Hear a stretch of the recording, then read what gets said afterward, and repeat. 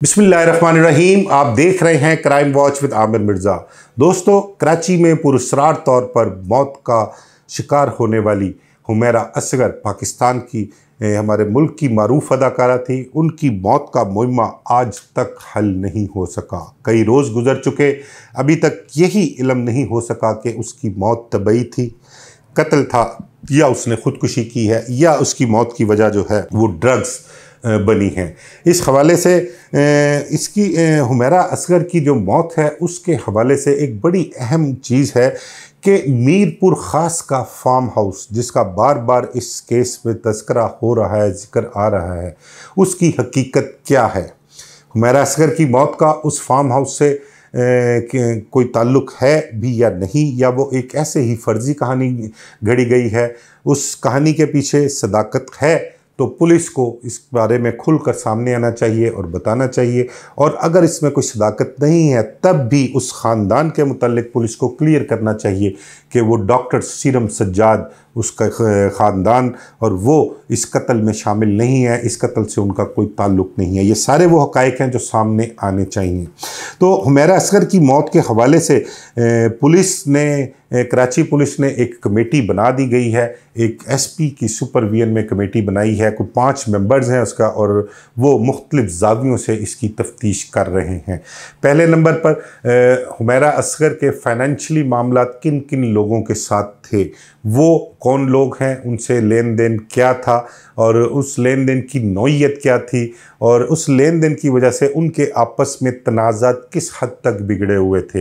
एक तो पहला पॉइंट ये हो गया। दूसरा, उसके घर के मामलात, उसकी प्रॉपर्टी के मामलात, उसके भाई नवीद का किरदार, जिसके बारे में उसकी भाभी जो है वो मुसलसल तौर पर सोशल मीडिया पर आकर नवीद के मुतल्लक जो बयानात दे रही हैं और ये कह रही हैं कि नवीद ही हमारे घर में, हमारी फैमिली में जो है वाहिद जो है वो फसाद की जड़ था, झगड़े की जड़ था। वो किसी को भी प्रॉपर्टी में से हिस्सा देने के लिए राज़ी नहीं था, ना अपनी बहन हुमैरा को, ना अपने भाई उसका खामन खातून का जो ये बयान दे रही है वो, बल्कि उसने यहाँ तक भी इल्ज़ाम भी लगाया और कुछ वीडियोस भी सोशल मीडिया पर चलाई कि नवीद की तरफ से उसके खामन को जो है वो अपना गोलियाँ खिलाई जाती थी, जो कि उसके ज़हनी तवाज़ुन ख़राब था, जिसकी वजह से वो कुछ सोचने समझने की ताकत नहीं रखता था।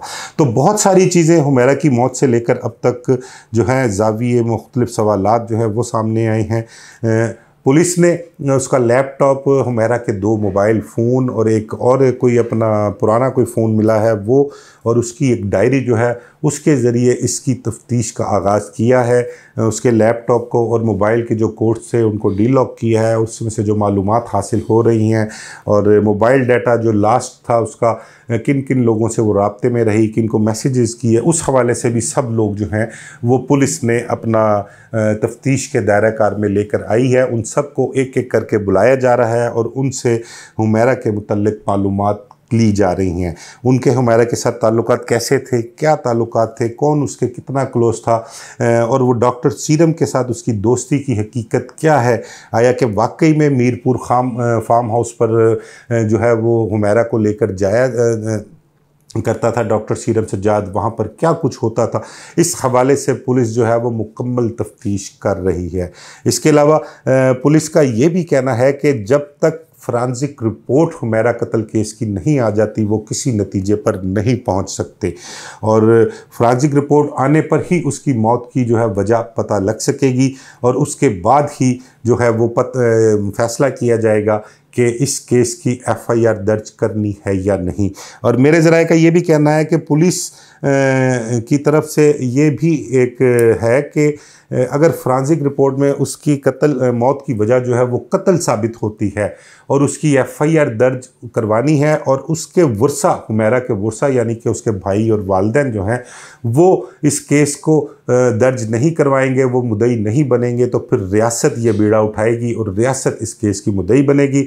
और फिर तमाम तर वो किरदार, अगर तो हुमैरा की मौत कत्ल साबित हुई तो तमाम वो किरदार जो उसके कत्ल में शामिल हैं उनको रियासत जो है वो सामने भी लाएगी, उनको सज़ा भी दिलवाएगी, उनको कैफ़रे किरदार तक पहुंचाएगी। तो हुमैरा की मौत जो अभी तक एक मुइम्मा है और अभी तक वो इंसाफ की मुंतज़िर है, तो हमारे इदारों को चाहिए कि उसे इंसाफ फराहम किया जाए और उसके केस को जल्द अज जल्द जो है वो पाए तकमील तक पहुँचाया जाए। मुझे इजाज़त दीजिए। अल्लाह हाफ़िज़।